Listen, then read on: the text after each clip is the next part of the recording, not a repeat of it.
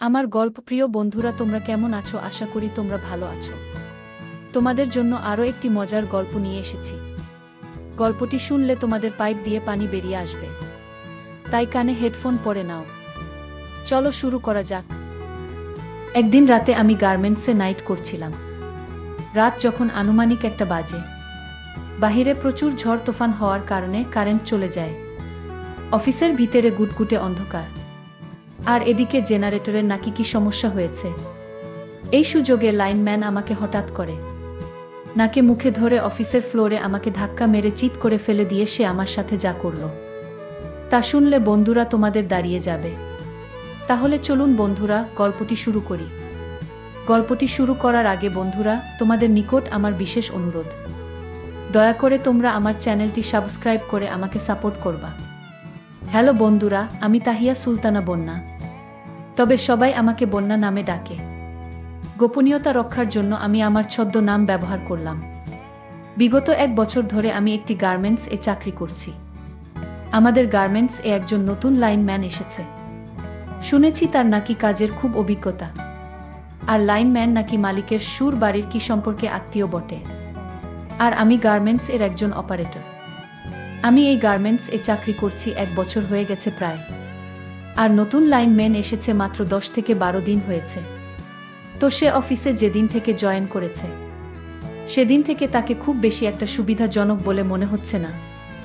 আসার পর থেকে সে কেমন জানি আমার প্রতি বাজে ভাবে চেয়ে থাকত। তাকে দেখলেই মনে হতো খারাপ প্রকৃতির লোক। তার নজর খুবই খারাপ ছিল। বেশিরভাগ সময় আমার বিশেষ বিশেষ স্থানে চেয়ে থাকত। সুযোগ পেলেই আমার সাথে খারাপ আচরণ করার চেষ্টা করত। চাকরি করতাম ঠিক আছে, কিন্তু একটি মাত্র লোকের জন্য সবসময় মনের মধ্যে ভয় থাকত, আতঙ্ক থাকত। কখন জানি কোনো ক্ষতি করে বসে। মাঝে মধ্যে সে কাজের নামে এসে আমার কাছে দাঁড়িয়ে থাকত। আমার কাছে দাঁড়িয়ে থেকে আমাকে কোনো কিছু বলার চেষ্টা করত, কিন্তু আমি কোনো সুযোগ দিতাম না। আমি বুঝেও না বোঝার ভান করে থাকতাম। এভাবেই চলতে চলতে প্রায় 1 মাস হয়ে গেল। না, তার কোনো পরিবর্তন দেখি না। সে আমার সাথে সুযোগ পেলেই বাজে আচরণ করার চেষ্টা করত, কিন্তু পারত না। সেই সুযোগ আমি দিতাম না। কিন্তু আমিও তো একটা মেয়ে মানুষ নাকি। বারবার একটা লোক আমাকে বিভিন্নভাবে বিরক্ত করার চেষ্টা করছে। আমি কি করে নিজেকে সবসময় ধরে রাখি? মনের মধ্যে অনেক চিন্তা। আর ওই লোকটা এসব লক্ষণ কোনোভাবেই মেনে নেওয়া যাচ্ছে না। সপ্তাহখানেক পর ওই লোকটা আমাকে সরাসরি প্রেমের প্রস্তাব দিয়ে বসল। সে বলল আমাকে নাকি তার খুব ভালো লাগে, সে নাকি আমাকে খুব ভালোবাসে। আমি তার কথা শুনে আমার মাথায় যেন আসমান ভেঙে পড়ল। মনে মনে ভাবলাম জানা নেই শোনা নেই। সে বলল আর আমি মেনে নেব। আমি মনে মনে ভাবলাম, যেহেতু আমি তার অধীনে কাজ করি, যদি আমি তার সাথে প্রেমের অভিনয় না করি, তাহলে হয়তো সে আমার সাথে রাগে খারাপ আচরণ করবে, আমাকে বকাঝকা করবে, এবং সুযোগ পেলেই আমাকে নষ্ট করার চেষ্টা করবে। তাই আমি তার সাথে প্রেমের অভিনয় করার চিন্তা করলাম। মনে মনে ভাবলাম আমি যদি তার সাথে প্রেমের অভিনয় করি বা প্রেমের নাটক করি, তাহলে হয়তো সে আমার সাথে ভালো আচরণ করবে, এবং যদি আমি অফিসে কাজে কোনো ভুলও হয়ে যায়, তাহলে সে আমার সাথে খুব একটা বেশি খারাপ আচরণ করবে না। অবশেষে আমি বাধ্য হলাম তার সাথে প্রেমের অভিনয় করতে। কিন্তু এই অভিনয়টাই যে আমার জীবনে কাল হয়ে দাঁড়িয়ে যাবে, সেটা আমি কখনো কল্পনাও করতে পারি নাই। যাই হোক বন্ধুরা, এরপর থেকেই তার সাথে প্রেমের অভিনয় আমার শুরু হয়। সে আমার দিকে যখন রোমান্টিক মুডে তাকিয়ে থাকত, আমিও তার দিকে তাকিয়ে থাকতাম। সে যখন আমার দিকে রোমান্টিক মুড নিয়ে তাকিয়ে থাকত, তখন আমিও তার দিকে তাকিয়ে থেকে মুচকি 2-একটা হাসি দিতাম। আর আমার হাসি দেখে সে মনে মনে হাসতে থাকত, এবং সে খুব খুশি হতো। আর সে মনে মনে ভাবতে থাকে এতদিন পরে আমি আমার কাঙ্ক্ষিত উদ্দেশ্য সফল করতে পেরেছি। মনে হয় সে আমার প্রেমে রাজি হয়ে গেছে। 2 দিন পর ওই গার্মেন্টসের লাইনম্যান আমাকে বলল, শোনো বন্যা, আগামীকাল শুক্রবার, কালকে আমাদের সকলের ছুটি। আগামীকাল তুমি আর আমি পার্কে ঘুরতে যাব। অনেক মজা হবে। তুমি কি যাবা? আমি কিছুক্ষণ চুপ করে থেকে তার সাথে যেতে রাজি হলাম। কারণ আমি যদি তার সাথে না যাই, তাহলে সে ভাববে আমি তার সাথে অভিনয় করছি। তাই আমি তার সাথে একদিনের জন্য ঘুরতে যেতে রাজি হলাম। পরের দিন শুক্রবার। সে আমার জন্য অপেক্ষা করছে আর বারবার ফোন দিচ্ছে। তারপর আমি খুব সেজেগুজে খুব ভালো করে একটা রোমান্টিক মুড নিয়ে তার সাথে পার্কে ঘুরতে গেলাম। সারাদিন আমরা ঘুরলাম, অনেক মজা করলাম, অনেক কিছু দেখলাম। দেখার পর সন্ধ্যা বেলায় বাসায় চলে আসলাম। সেদিন সে আমার সাথে কিছুই করে নাই, শুধুমাত্র আমাকে যে সে অনেক ভালোবাসে সেই ভালোবাসার কথাগুলো প্রকাশ করেছে খুব বিনয়ের সাথে। তার মধ্যে আগের যে লক্ষণগুলি দেখতাম সেটা আস্তে আস্তে পরিবর্তন হতে লাগলো। তার মধ্যে আগে যে খারাপের লক্ষণগুলো ছিল, আমি তার সাথে প্রেমের অভিনয় করার ফলে তার মন থেকে সকল প্রকার খারাপ চিন্তা ভাবনা উঠে গেল। আমি তাকে আগে যতটা খারাপ মনে করতাম, কিন্তু ওই দিন তার সাথে ঘোরাঘুরির পর আমার কাছে মনে হলো সে ততটা খারাপ না। মূলত সে আমাকে যে ভালোবাসে, সে আমাকে যে মন থেকে পেতে চায়, আমার মনে হয় সেটাই তার ভালোবাসার বহিঃপ্রকাশ। তারপর থেকেই তার সাথে আমার চলে নিয়মিত প্রেমের অভিনয়। অভিনয় করতে করতে তার সাথে যে কখন বাস্তবে প্রেমে পড়ে গেলাম তা কখনো কল্পনাও করতে পারি নাই। সে আমাকে বিভিন্ন জায়গায় ঘোরাঘুরি করতে নিয়ে যেত, মাঝে মধ্যে সময় পেলেই আমাকে নিয়ে এনজয় করার চেষ্টা করত। আর এদিকে আমি তার অধীনে চাকরি করতাম বিধায় আমার কাজ যদি কম হতো, তারপর সে আমাকে কিছু বলতো না। এক কথায় সে আমাকে সকল প্রকার সুযোগ সুবিধা দিত এবং সকল প্রকার সুযোগ সুবিধা আমার কাছ থেকে নেওয়ার চেষ্টা করত। অভিনয় করতে করতে এভাবে তার সাথে আস্তে আস্তে গভীর সম্পর্কে জড়িয়ে গেলাম। একসময় তাকে ছাড়া আমার বাঁচা বড় দায়ী হয়ে গেল। সব সময় শুধু তাকে নিয়ে ভাবি, তাকে নিয়ে কল্পনা করি। এক কথায় আমরা দুজনেই ভালো প্রেমিক প্রেমিকার জুটি হয়ে গেলাম। আমি যখন গার্মেন্টসে কাজ করতাম, যতক্ষণ কাজ করতাম ততক্ষণ মানে বেশিরভাগ সময় সে আমার পাশে দাঁড়িয়ে থাকত, আমাকে আলাদাভাবে নজর রাখত। আমার প্রতি তার এরকম ভালোবাসা দেখে সত্যিকার অর্থে আমি তার প্রেমে পড়ে গেলাম। তাকে নিয়ে আমি স্বপ্ন দেখা শুরু করলাম। এইভাবে তার সাথে আমার প্রেমের সম্পর্ক চলতে থাকে। সে আর আমি একসাথে চাকরি করি আর ছুটিয়ে প্রেম করতে থাকি।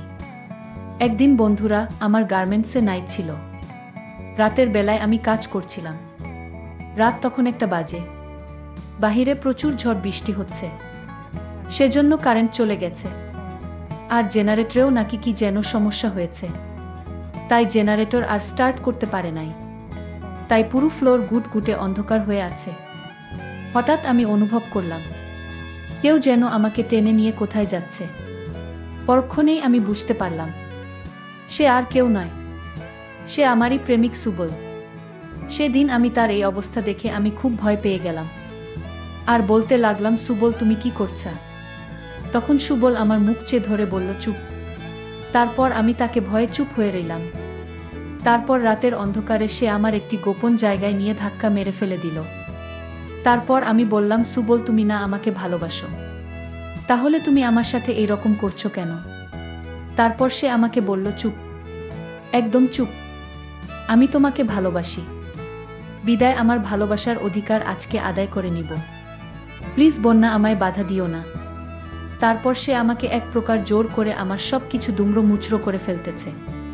তখন আমি মনে মনে ভাবলাম, আজকে সে আমার সাথে যে রকম করতেছে, এখন যদি আমি তাকে বাধা দেই তাহলে হয়তো সে আমাকে মেরে ফেলবে, নাইলে সে আমার সাথে জোর করে আমার ভয়ঙ্কর কিছু করে ফেলবে।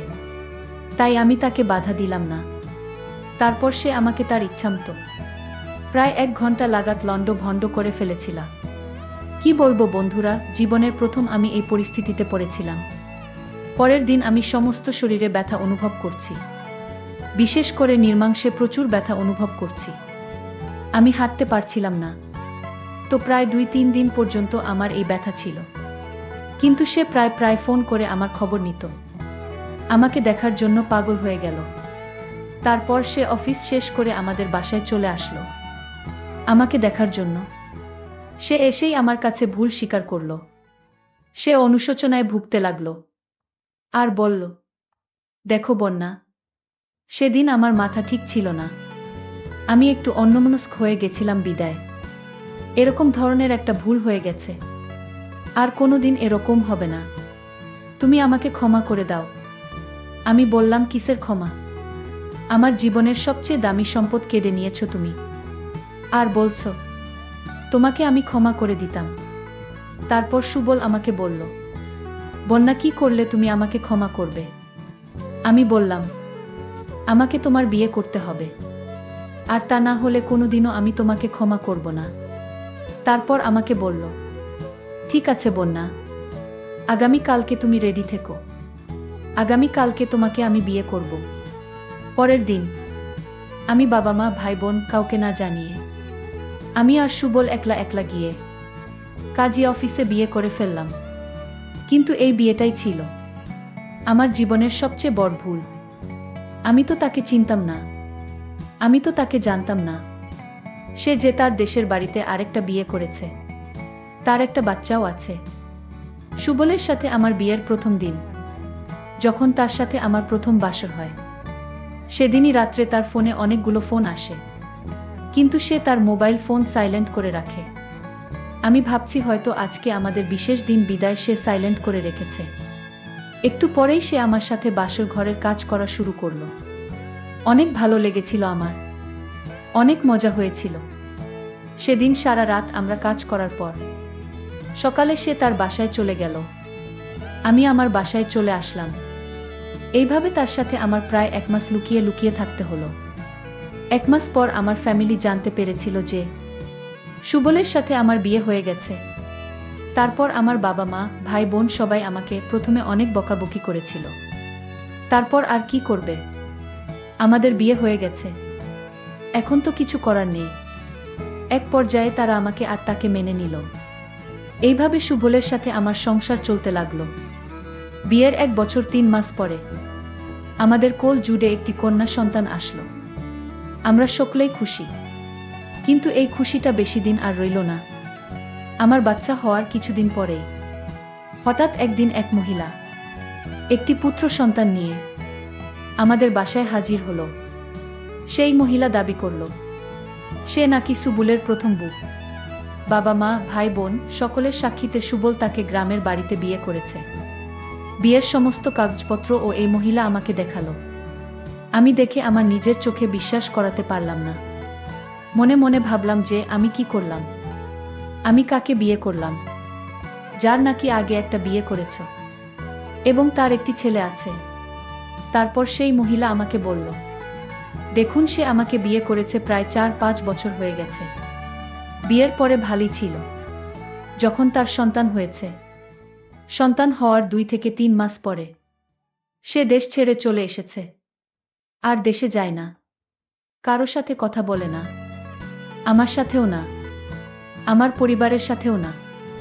এমতাবস্থায় আমি তার অনেক খোঁজ নেওয়ার চেষ্টা করেছি, কিন্তু তার কোনো খোঁজ পাই নাই। আমার এক আত্মীয়র মাধ্যমে আমি খোঁজ নিয়ে দেখলাম যে সে আপনাদের এখানে আছে। তারপর আমি বাধ্য হয়ে আমি আপনাদের এখানে আসলাম। এখন আপনারাই বলুন, আমি কি করব? আমার সন্তানকে নিয়ে আমি কোথায় যাব? মহিলার এই কথা শুনে আমার চোখ দিয়ে ঘট ঘট করে পানি বের হতে শুরু করলো। আর সুবলের প্রতি প্রচুর ঘৃণা অনুভব করলাম। কিন্তু এখন আর ঘৃণা করলে কি হবে? এখন যে আমি তার সন্তানের মা, তার কন্যা সন্তানের মা, চাইলেও ছেড়ে যাওয়া সম্ভব নয়। কি করব? চিন্তা করতে করতে মাথা ব্যথা হয়ে যাচ্ছে। কিন্তু এখন আর চিন্তা করলে কি হবে? যা হবার তো হয়ে গেছে, যা সর্বনাশ সবার তো হয়ে গেছে। তারপর ওই মহিলার আমাদের কাছে এমনভাবে কাকুতি মিনতি করতে শুরু করলো। অবশেষে আমার তাকে মেনে নিতে বাধ্য হলো। আমার স্বামী সুবলও আমার কাছে ভুল স্বীকার করলো। কিন্তু ভুল স্বীকার করলেই আর কি হবে? আমার জীবন তো শেষ। আর তাছাড়া আমার বাকি সারাটা জীবন সতীনের সাথে সংসার করতে হবে। এই ভেবে ভেবে আমি 2-3 বার অজ্ঞান হয়ে পড়ে গেলাম মাটিতে। যখন আমার জ্ঞান ফিরল, তখন আমি বুঝতে পারলাম আসলে সিদ্ধান্ত নেওয়ার ক্ষেত্রে জীবনে একা একা কোনো সিদ্ধান্ত নেওয়াই ঠিক নয়। জীবন চলার ক্ষেত্রে হয়তো কিছু না কিছু ভুল হতে পারে। তাই বলে একভাবে পরিবারের সকলকে বাদ রেখে একভাবে সিদ্ধান্ত নেওয়া বোকামি আর মূর্খামি ছাড়া কিছুই নয়। কিছু কিছু ক্ষেত্রে এর ক্ষতির পরিমাণ এতই বিষাক্ত হয় যে ক্ষতির পরিমাণ এই জীবনে আর শোধ করা সম্ভব হয় না। এই বিষাক্ত তার গ্লানি নিয়ে এই পৃথিবী থেকে শেষ নিঃশ্বাস ত্যাগ করতে হয়। পরিশেষে বন্ধুরা, আমি তোমাদেরকে বলবো, তোমরা জীবনে যাই কিছু করো না করো, কোনো কিছু করার আগে, অর্থাৎ জীবনের সাথে জড়িয়ে আছে এমন কিছু কাজ করার আগে, তোমরা অবশ্যই অনেকবার ভেবেচিন্তে খোঁজখবর নিয়ে তারপর কাজগুলো করবে। তাহলে হয়তো জীবনে আমার মতো এরকম ধরনের ভোগান্তির শিকার হবে না। বন্ধুরা, আজকে এই পর্যন্তই। ভিডিওটি যদি ভালো লাগে তাহলে একটি লাইক দিন। আর তোমরা যদি এইরকম ধরনের ইন্টারেস্টিং ভিডিও পেতে চাও তাহলে দয়া করে আমার চ্যানেলটি সাবস্ক্রাইব করো। পরিশেষে তোমাদের সকলের সুস্বাস্থ্য কামনা করি। ভিডিওটি দেখার জন্য তোমাদের সকলকে অসংখ্য ধন্যবাদ।